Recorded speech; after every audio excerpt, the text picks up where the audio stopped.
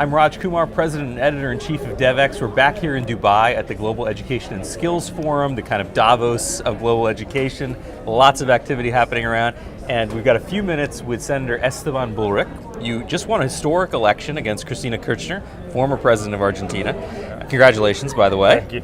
Argentina's been going teamwork. It was teamwork. It was a big historic win, and Argentina's been going through a lot of changes now as a country. So give us maybe just first, where is Argentina today, specifically thinking about the education issue that we're here to discuss. What's the state of play today?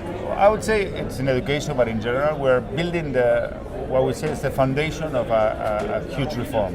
We talk about an education revolution. And that revolution needs a big foundation. So basically what we're doing today is looking at the structure of the system overall, trying to really innovate and modernize it.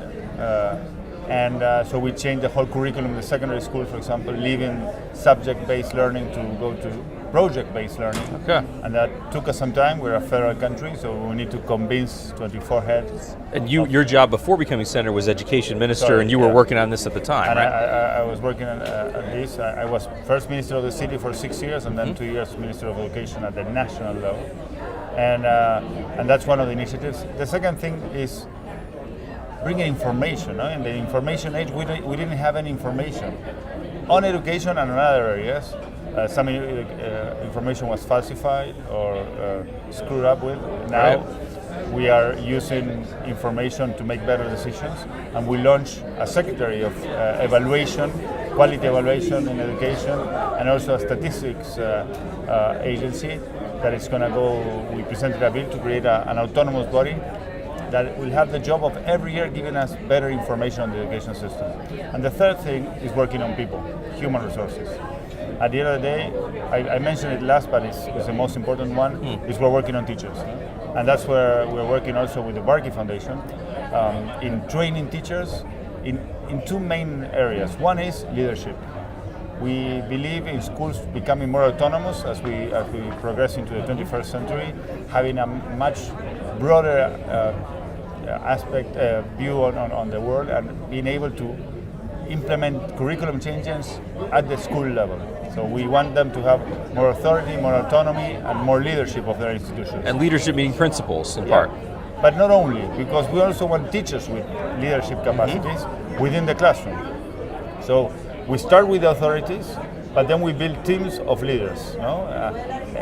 Of course, being a part of our team, they have their leader, which is the principal, but we want teachers with a lot of autonomy and leadership capacity in the classroom too. So we are expanding the program to go to the teachers too.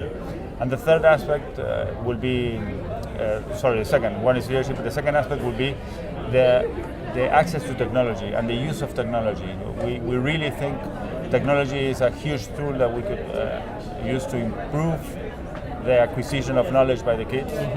And we're not talking about computers only. We are talking about drone programming, we're talking about coding itself, we're talking about 3D printing, we're talking about all the technologies that come out, and we want kids and teachers to be able to use it and connect with other kids in Argentina and outside the world through technology. Let me ask you, this morning at the opening plenary, we heard from the former Prime Minister of Australia, Julia Gillard, saying her country, the world really is feeling quite fractured. Your country was pretty fractured before this election. It's starting to consolidate under President Macri, but there's a long way to go. Making reform, making changes in education is hard because there's some of that fracture, there's some of that fragmentation, some politics there. How have you done it? Is there a secret sauce to getting momentum behind education reform? I think the most important thing is spending time understanding the other person's point of view, right? I did something that was historical when I arrived to the National Ministry at the beginning of President Macri's presidency, which was taking the Council of Ministers outside of the city of Buenos Aires. The Council of Provincial Ministers used to meet in Buenos Aires, the capital of Argentina. But I said, let's not do it here. Let's go to your states, to your provinces, and meet in your provinces, and listen to your teachers, and listen to your students, and have a different exchange of things.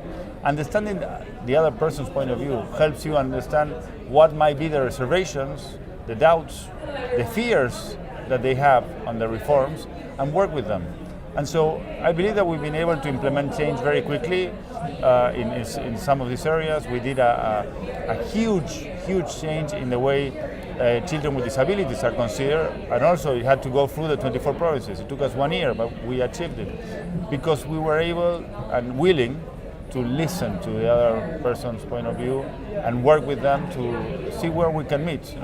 There is always a possibility of a consensus if you work with it. So I think that would be the most important. Have some sympathy and put yourself in the other person's point of view. I think another key issue is most education ministers are not the most powerful minister in the government. You might have been an exception, but talk about what you're doing now with the Varkey Foundation, even here at this conference, to try to raise up the political capital of the education minister. Well, I had a lot of support of the president.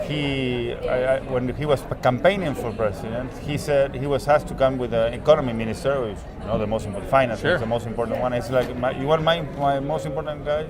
He's the education minister. So one of the things we did is we are presiding G20 this year, and when we're looking forward to preparing this, I said there is no education ministerial meeting at the G20, which for me seems surprising, but it's true. And he suggested the idea to the president. He loved it. He said, why don't you write to Germany, to your counterpart in Germany, and see if we can organize an education ministerial meeting in Germany, which was last year's presidency. When I wrote, they said it would be a waste of time to talk about education in writing. Wow. So this is one of the problems we have, Education, we speak about it being the most important thing, but at the end of the day, I don't think we all act in consequence. So now we have the meeting, and what we're trying to do with the Varkey Foundation, together with Vika, Spota, and the rest of the group, is organizing an engagement group, trying to put together an influence group that will help sustain the agenda of education at the G20 level beyond Argentina. Because we are presiding, so we could suggest a ministerial meeting, but that's not necessarily going to go on and on for the rest of the G20s. So we wanted education to be in the agenda of the G20, so that's what we're trying to put together a group of former ministers, NGOs, private sector parties, to create this engagement group and help build an education agenda within the G20. Well, this is something we're going to keep following. It's one of the reasons this conference is so important. So important. And thank you for being here, for taking some time to speak with us today. Thank you very much.